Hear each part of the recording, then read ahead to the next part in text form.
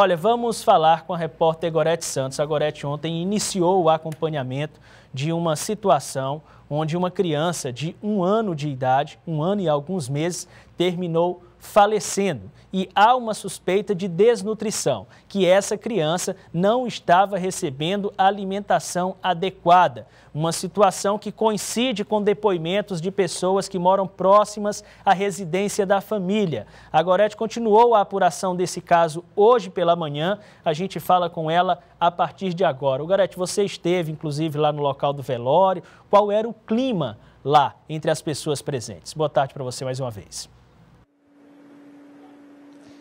Boa tarde, Tiago, a você e a todos que acompanham o Jornal do Piauí. Na verdade, havia poucas pessoas, movimentação que nem parecia o enterro de uma criança, só alguns familiares, alguns vizinhos também, mas as pessoas mantiveram o silêncio, preferiram não gravar entrevista. Agora, as informações que nós tivemos de outros moradores, do próprio Conselho Tutelar, de funcionários também do hospital, onde a criança já chegou morta no final da tarde de domingo, é de que o estado da criança era de profunda desnutrição. O relato é chocante da situação desse bebê de apenas 1 ano e 2 meses de idade, uma denúncia que só chegou ao conhecimento do Conselho Tutelar após o óbito dessa menina lá na região da Pedra Mole. A suspeita recai sobre os pais de negligência, de maus tratos também. Nós, como você mencionou, acompanhamos o caso desde ontem, hoje estivemos na comunidade e você ouve agora toda a situação acerca desse caso. O corpo da criança chegou na madrugada à casa da família na Vila do Avião, zona leste da capital. Hoje pela manhã, os pais haviam saído, segundo familiares, para dar encaminhamento ao enterro. Parentes e vizinhos preferiram manter o silêncio sobre a suspeita de que Franciele, de apenas 1 ano e 2 meses, não era alimentada como deveria.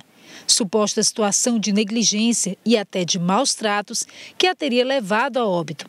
Mas o áudio que você ouve a seguir fortalece a denúncia. Se a justiça for investigar nas esconduras, vai descobrir tudo, não tem como ela escapar.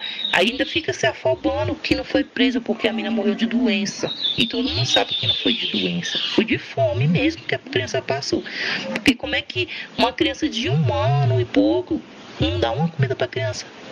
Se o médico diz que a mamada é até 6 meses, o direito dela, depois de 6 meses, começar a dar a comida da criança.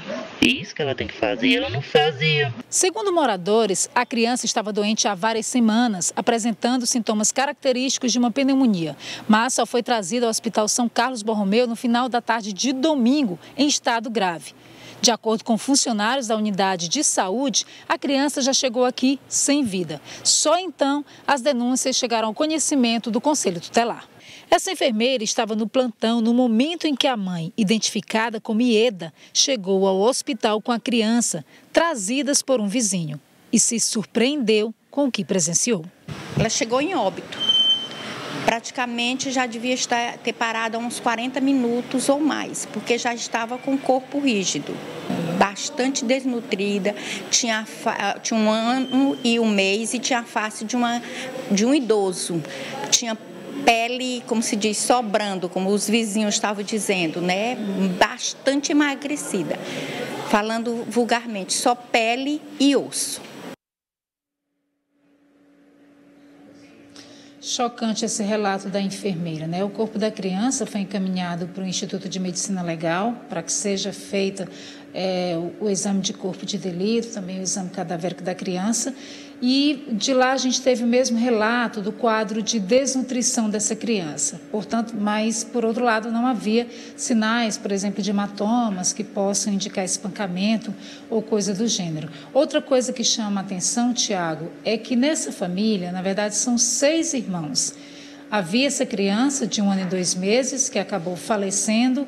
O mais velho tem 18 anos de idade, já é casado. Há uma outra garota de 15 anos que se encontra grávida e também tem um companheiro. E outras 3 crianças, uma de 12 anos aproximadamente e outras entre 4 e 5 anos e a outra menina entre 6 e 7 anos de idade. Então, há uma preocupação muito grande também sobre a situação dessas outras crianças. A gente conversa sobre todo esse caso agora com a Socorro Arraes, que é conselheira tutelar e tem acompanhado isso desde que recebeu essas informações acerca da morte dessa criança e a suspeita de tanto de negligência como de maus-trato por parte dos pais. O que já foi apurado acerca disso? A gente viu o relato da própria enfermeira e de alguns moradores também, Socorro, a respeito principalmente do quadro de desnutrição dessa bebê, né? Boa tarde. Boa tarde. Olha, o que nós podemos dizer é a mesma coisa que os vizinhos nos relatam. Eles nos relatam em off. Por quê? Porque eu acredito que eles tenham medo, certo? Eles dizem que a criança tinha sede, fome e que o cuidado era pouco. O Conselho Tutelar, como conselheiro, nós fomos até a Delegacia de Gêneros, fizemos um BO e pedimos a requisição dos exames cadavéricos e de corpo de delito, porque nós temos que mandar o Ministério Público, certo? Que é a DPCA também, que vai abrir o inquérito após receber o resultado do exame. O Conselho Tutelar esteve lá no local, né? O que encontrou nessa casa? Você me falava, na verdade, de uma situação degradante. Qual que era o cenário que foi atestado lá pelos conselheiros?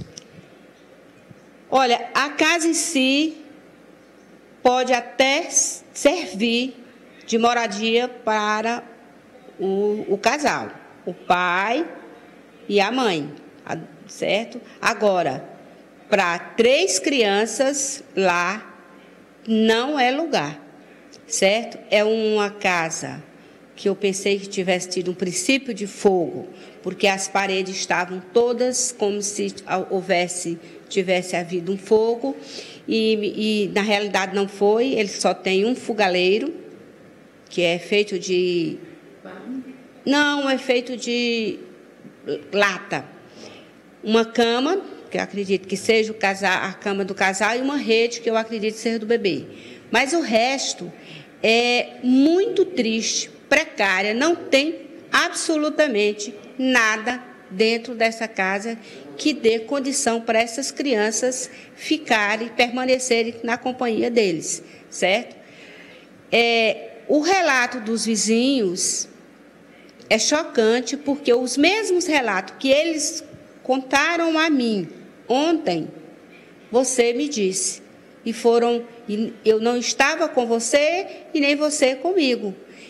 Então, são relatos de pessoas que dizem que houve a negligência, houve os maus-tratos, e isso está no artigo 5, no artigo 7, que toda criança e adolescente tem direito à vida. Nós temos uma pergunta do estúdio. Pois não. Bom, Gorete, a gente não pode também fazer nenhuma espécie de pré-julgamento aqui em relação ao comportamento dos pais. A gente vale ressaltar, nós estamos elaborando a matéria, fomos até o local, ouvimos algumas pessoas, vizinhos, mas realmente impera lá uma espécie de lei do silêncio. Os vizinhos não querem dar entrevista, não querem a gravação, porque temem algum tipo de retaliação. Então, nós estamos acompanhando também baseado em informações do Conselho Tutelar. Agora, o que a gente quer saber, onde estão os pais? Você esteve na casa, existia um corpo sendo velado. Os pais estavam lá, o Conselho Tutelar conseguiu conversar com os pais. Havia alguma outra situação, alguma outra doença que pudesse dar causa à morte dessa criança, que não essa situação de desnutrição? Onde é que estão os pais? É a pergunta principal. Tiago, no momento em que eu estive na comunidade, a informação que nós obtivemos de familiares, na verdade de um tio da criança, é de que os pais haviam saído naquele instante para dar encaminhamento ao enterro dessa criança. Estariam providenciando toda a documentação. A Socorro está aqui comigo, eu conversava com ela anteriormente, ela disse que chegou sim a conversar com a mãe da criança, que foi identificada como Ieda. Agora, em relação a alguma doença, porque a gente teve informações familiares de que essa criança já estava com estado de complicações da saúde há bastantes semanas, inclusive indicando a possibilidade de uma pneumonia, problemas respiratórios graves.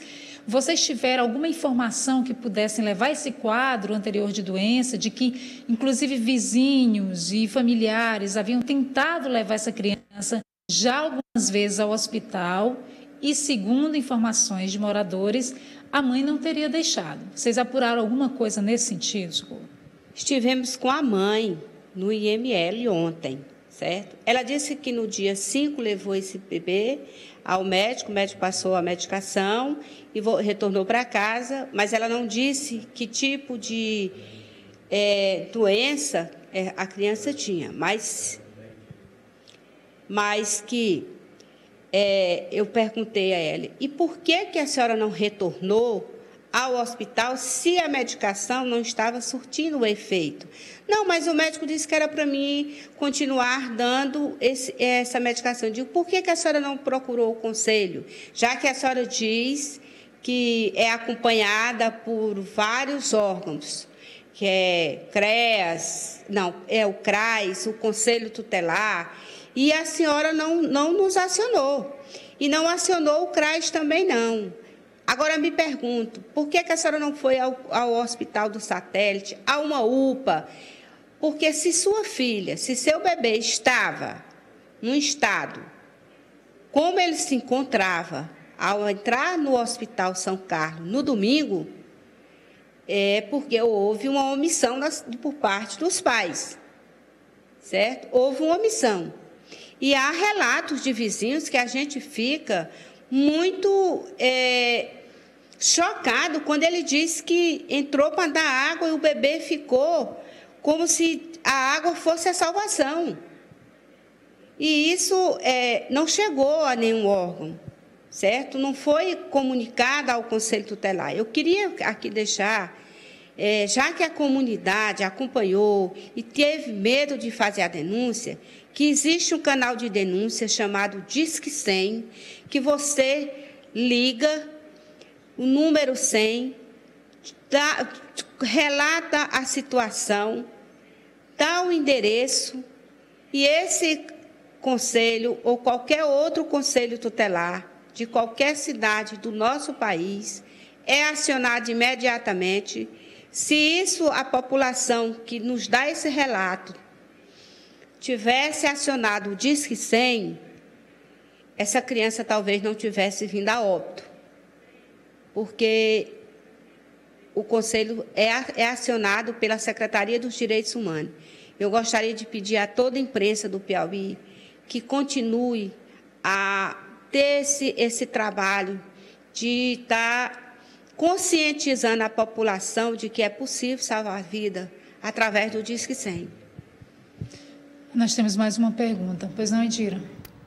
Gorete, muitos telespectadores que moravam próximos à casa da criança, que moram próximos a essa família, questionando as condições subhumanas em que vivia essa menina e que estão também os outros filhos, e eles colocam, inclusive, uma suposta omissão do Conselho Tutelar. O Conselho Tutelar nunca foi notificado dessa situação, já que essa criança já estava doente há vários dias.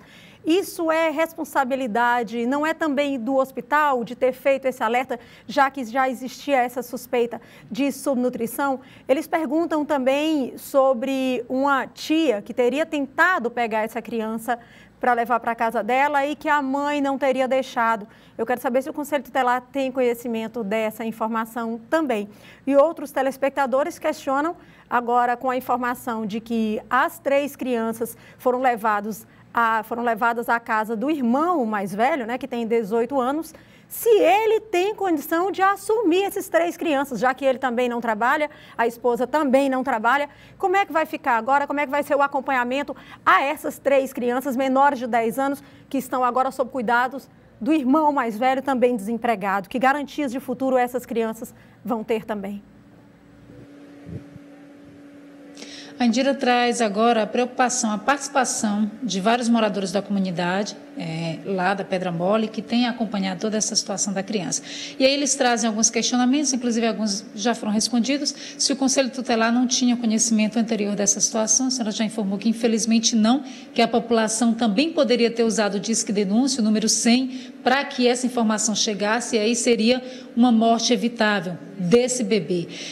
Outra questão foi o caso de que essa criança já tinha um quadro de desnutrição, que já teria sido encaminhado ao hospital, se o hospital também não poderia ter levado esse relato, né, para o Conselho Tutelar. Eu quero saber até da senhora se já tinha sido, se o hospital já tinha notificado alguma entrada da mãe com essa criança anteriormente. E, por último, eles questionam como é que vai ficar a situação das outras crianças, que, por enquanto, eles estão sob a guarda do irmão mais velho, de 18 anos, e da esposa dele, né, que estão cuidando desses 3 irmãos menores, mas aí a população questiona se essa família também tem condições de criar esses outros 3 irmãos, já que o irmão mais velho, de 18 anos, não trabalharia e nem a esposa dele também. No caso, nós vamos, após todo esse momento aqui de velório e tudo, nós vamos chamar a família extensa, que são os tios, vamos estar conversando para saber deles qual é o mais apropriado para ficar com as 3 crianças. Caso a família não tenha condição de arcar com as 3 crianças, o cuidado, a escola, a alimentação, até porque eles têm um Bolsa Família, aí sim, vai para o segundo momento, que é se colocar no abrigo. O que a gente não pode deixar é 3 crianças num lugar que não é apropriado, mesmo que seja na companhia do pai e da mãe, eles não têm, como é que se diz, o cuidado necessário para arcar com o cuidado, com a higiene pessoal, a responsabilidade de ter essas crianças sobre o mesmo teto. Então, nós vamos procurar, sim, a família extensa, que são os tios, parentes e, em último caso, o abrigo. Quero agradecer, então, Socorro Arraes, pelas informações, mais uma vez, prestadas aqui ao Jornal do Piauí. A gente continua acompanhando esse caso, Tiago, esperando também o laudo que vai atestar de forma oficial qual foi a causa-mortes desse bebê. E, mais uma vez, relembrar a população para que faça a denúncia pelo Disque 100 de forma anônima e gratuita, não há nenhum risco. E aí você pode salvar uma vida. Tiago. Muito obrigado, Gorete, pelas informações. Gorete, a gente continua acompanhando esse caso, uma vez que é uma vida, né, uma morte que poderia ter sido prevenida até que se prove o contrário, né, que poderia ter sido evitada. Então, as responsabilidades estão sendo apuradas.